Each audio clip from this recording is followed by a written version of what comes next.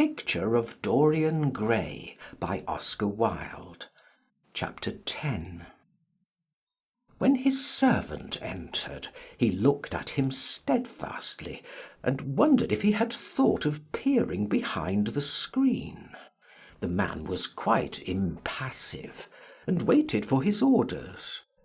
Dorian lit a cigarette and walked over to the glass and glanced into it. He could see the reflection of Victor's face perfectly. It was like a placid mask of servility. There was nothing to be afraid of there, yet he thought it best to be on his guard. Speaking very slowly, he told him to tell the housekeeper that he wanted to see her, and then to go to the frame-maker and ask him to send 2 of his men round at once. It seemed to him that as the man left the room his eyes wandered in the direction of the screen. Or was that merely his own fancy? After a few moments, in her black silk dress, with old-fashioned thread mittens on her wrinkled hands, Mrs. Leaf bustled into the library. He asked her for the key of the schoolroom. "The old schoolroom, Mr. Dorian?" she exclaimed. "Why, it's full of dust. I must get it arranged and put straight before you go into it. It's not fit for you to see, sir. It's not, indeed." I don't want it put straight, Leaf. I only want the key. "Well, sir, you'll be covered with cobwebs if you go into it. Why, it hasn't been opened for nearly 5 years. Not since his lordship died." He winced at the mention of his grandfather. He had hateful memories of him. That does not matter, he answered. I simply want to see the place. That is all. Give me the key. "And here is the key, sir," said the old lady, going over the contents of her bunch with tremulously uncertain hands. "Here's the key. I'll have it off the bunch in a moment. But you don't think of living up there, sir? And you so comfortable here?" No, no, he cried petulantly. Thank you, Leaf. That will do. She lingered for a few moments, and was garrulous over some detail of the household. He sighed, and told her to manage things as she thought best. She left the room, wreathed in smiles. As the door closed, Dorian put the key in his pocket, and looked round the room. His eye fell on a large purple satin coverlet, heavily embroidered with gold, a splendid piece of late 17th century Venetian work that his grandfather had found in a convent near Bologna. Yes, that would serve to wrap the dreadful thing in. It had perhaps served often as a pall for the dead. Now it was to hide something that had a corruption of its own, worse than the corruption of death itself, something that would breed horrors, and yet would never die. What the worm was to the corpse, his sins would be to the painted image on the canvas. They would mar its beauty, and eat away its grace. They would defile it and make it shameful. And yet the thing would still live on. It would be always alive. He shuddered, and for a moment he regretted that he had not told Basil the true reason why he had wished to hide the picture away.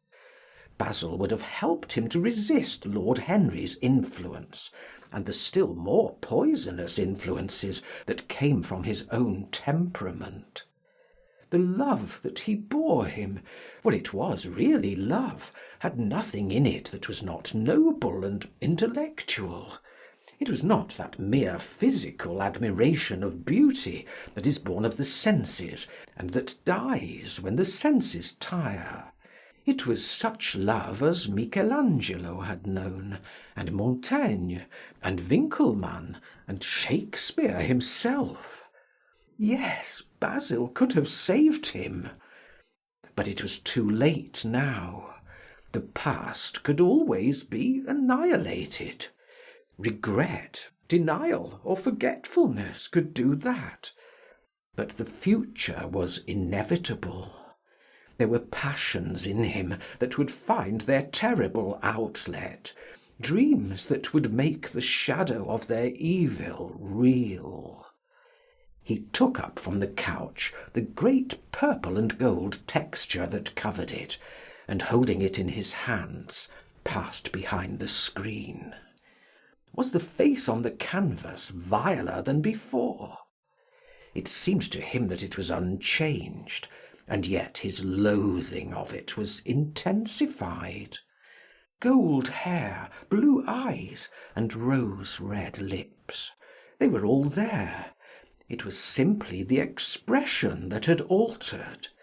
That was horrible in its cruelty. Compared to what he saw in it of censure or rebuke, how shallow Basil's reproaches about Sibyl Vane had been! How shallow, and of what little account! His own soul was looking out at him from the canvas, and calling him to judgment.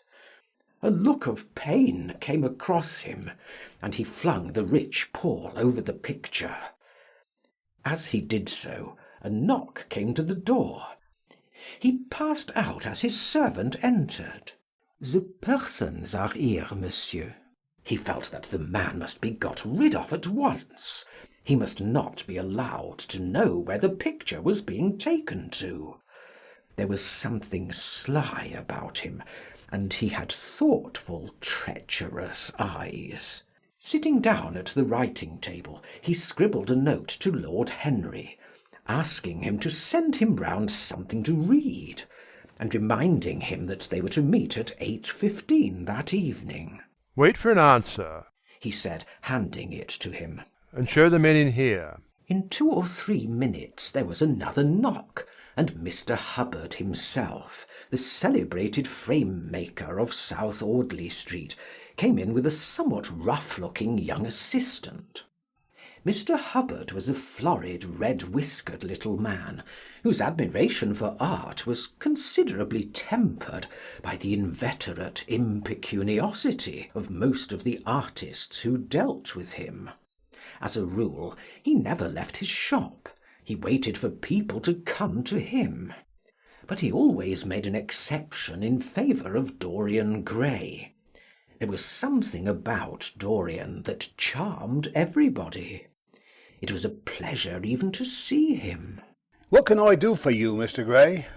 he said, rubbing his fat, freckled hands. "I thought I would do myself the honour of coming round in person. I have just got a beauty of a frame, sir, picked it up at a sale, old Florentine. Come from Fonthill, I believe. Admirably suited for a religious subject, Mr. Gray." "I'm so sorry that you have given yourself the trouble of coming round, Mr. Hubbard. I shall certainly drop in and look at the frame, though I don't go in much at present for religious art, but to-day I only want a picture carried to the top of the house for me. It is rather heavy, so I thought I would ask you to lend me a couple of your men." "No trouble at all, Mr. Gray. I'm delighted to be of any service to you. Which is the work of art, sir?"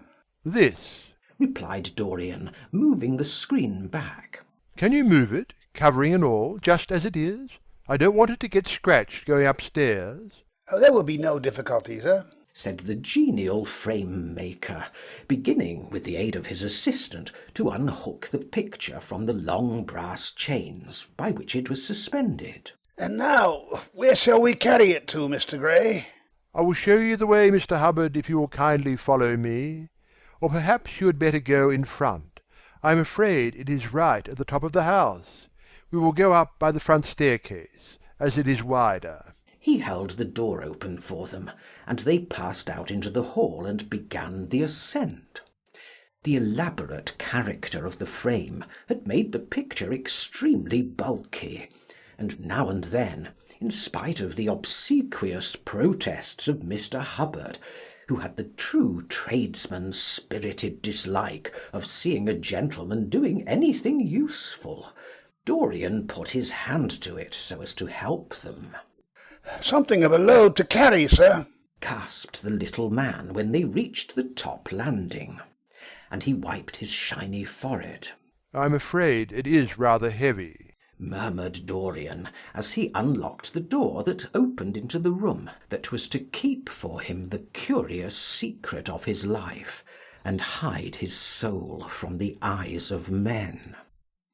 He had not entered the place for more than 4 years, not indeed since he had used it first as a playroom when he was a child, and then as a study when he grew somewhat older. It was a large, well-proportioned room, which had been specially built by the last Lord Kelso for the use of the little grandson, whom, for his strange likeness to his mother, and also for other reasons, he had always hated and desired to keep at a distance. It appeared to Dorian to have but little changed. There was the huge Italian cassone, with its fantastically painted panels and its tarnished gilt mouldings, in which he had so often hidden himself as a boy. There the satin-wood bookcase, filled with his dog-eared school-books. On the wall behind it was hanging the same ragged Flemish tapestry, where a faded king and queen were playing chess in a garden, while a company of hawkers rode by, carrying hooded birds on their gauntleted wrists. How well he remembered it all! Every moment of his lonely childhood came back to him as he looked round. He recalled the stainless purity of his boyish life, and it seemed horrible to him that it was here the fatal portrait was to be hidden away. How little he had thought, in those dead days, of all that was in store for him. But there was no other place in the house so secure from prying eyes as this. He had the key, and no one else could enter it. Beneath its purple pall, the face painted on the canvas could grow bestial, sodden and unclean. What did it matter? No one could see it. He himself would not see it.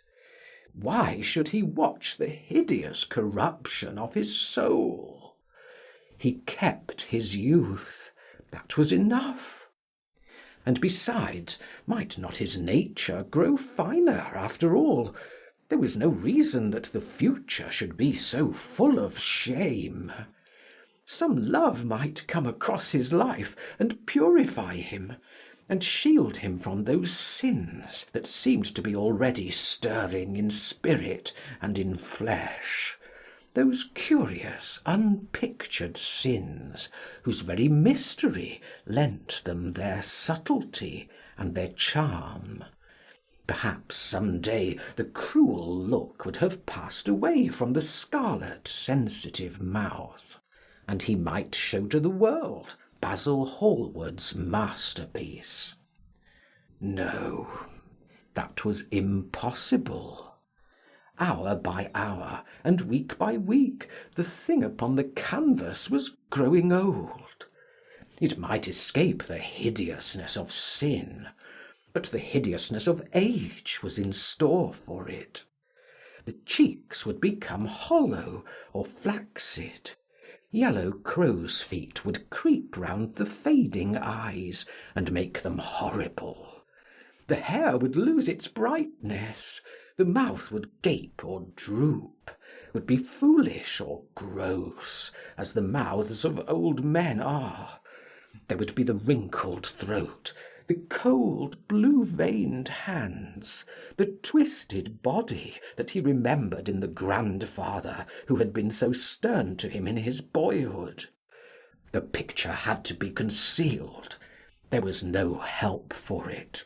"Bring it in, Mr. Hubbard, please," he said wearily, turning round. "I'm sorry I kept you so long. I was thinking of something else." Always glad to have a rest, Mr. Gray, answered the frame-maker, who was still gasping for breath. Where shall we put it, sir? "Oh, anywhere. Here. This will do. I don't want to have it hung up. Just lean it against the wall. Thanks." Might one look at the work of art, sir? Dorian started. "It would not interest you, Mr. Hubbard," he said, keeping his eye on the man. He felt ready to leap upon him and fling him to the ground if he dared to lift the gorgeous hanging that concealed the secret of his life. I shan't trouble you any more now. I am much obliged for your kindness in coming round. Not at all, Mr. Gray. Ever ready to do anything for you, sir. And Mr. Hubbard tramped downstairs, followed by the assistant, who glanced back at Dorian with a look of shy wonder in his rough, uncomely face. He had never seen anyone so marvellous. When the sound of their footsteps had died away, Dorian locked the door and put the key in his pocket. He felt safe now. No one would ever look upon the horrible thing. No eye but his would ever see his shame. On reaching the library, he found that it was just after 5 o'clock, and that the tea had been already brought up.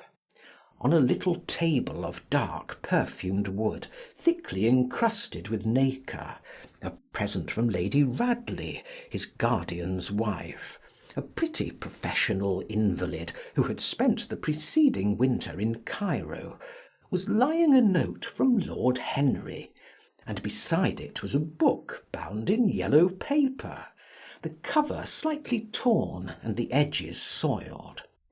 A copy of the 3rd edition of the St. James's Gazette had been placed on the tea-tray.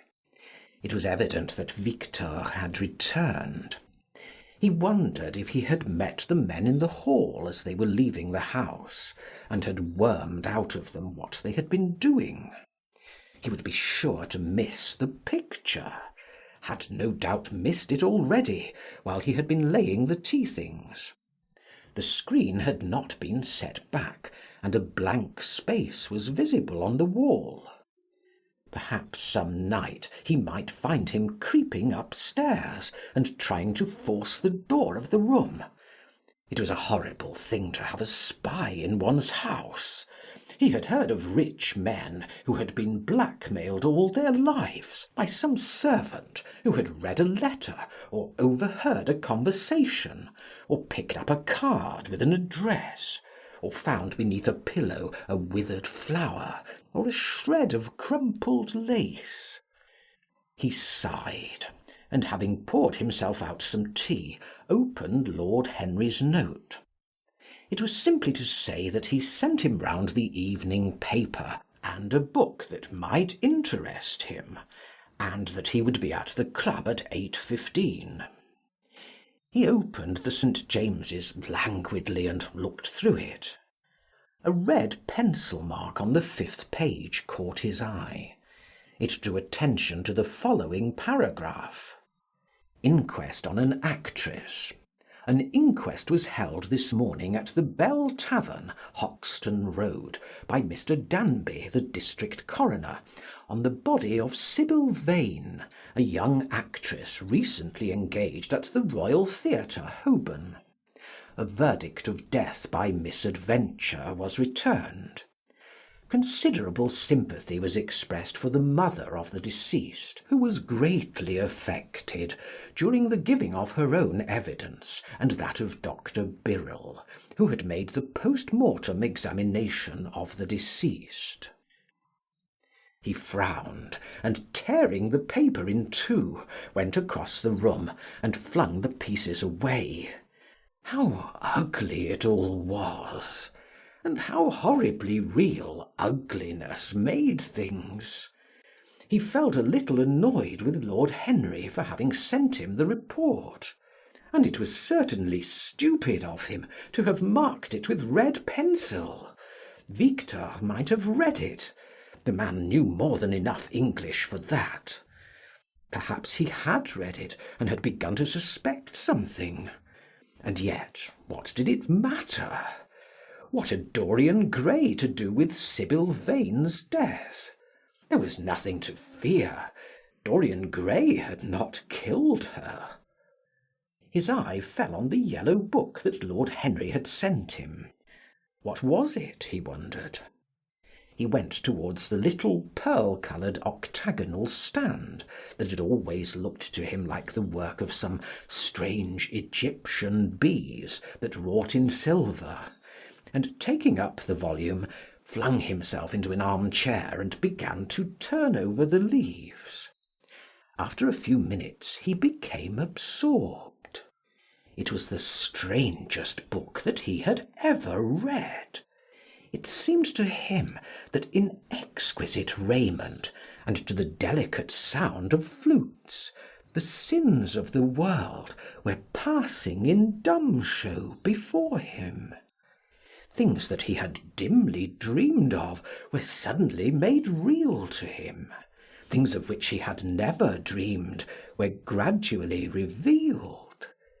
It was a novel without a plot, and with only one character, being indeed simply a psychological study of a certain young Parisian who spent his life trying to realise in the 19th century all the passions and modes of thought that belonged to every century except his own, and to sum up, as it were, in himself the various moods through which the world spirit had ever passed, loving for their mere artificiality those renunciations that men have unwisely called virtue, as much as those natural rebellions that wise men still call sin.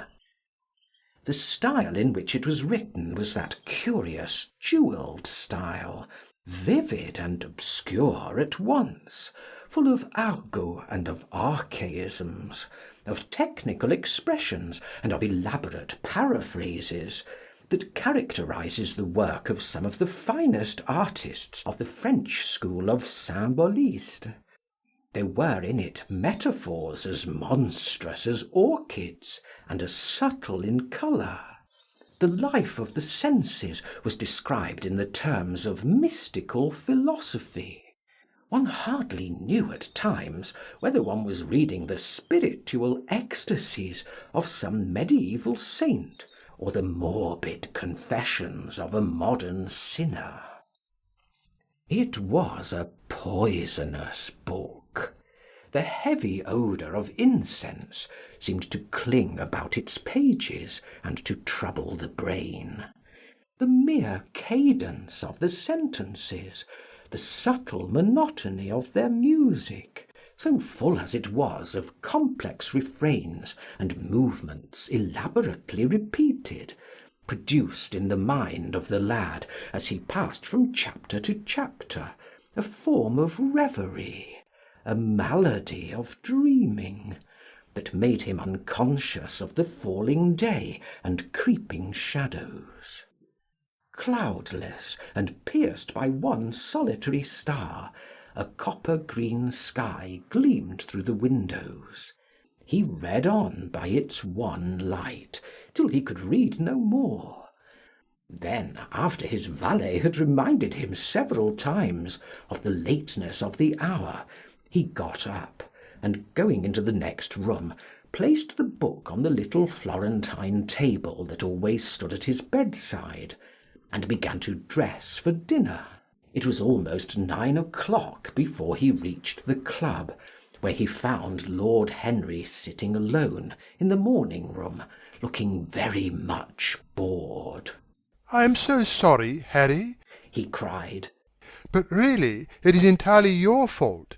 That book you sent me so fascinated me that I forgot how the time was going." "Yes, I thought you would like it," replied his host, rising from his chair.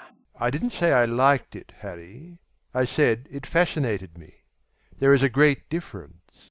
"Ah, you've discovered that," murmured Lord Henry, and they passed into the dining room. End of chapter 10.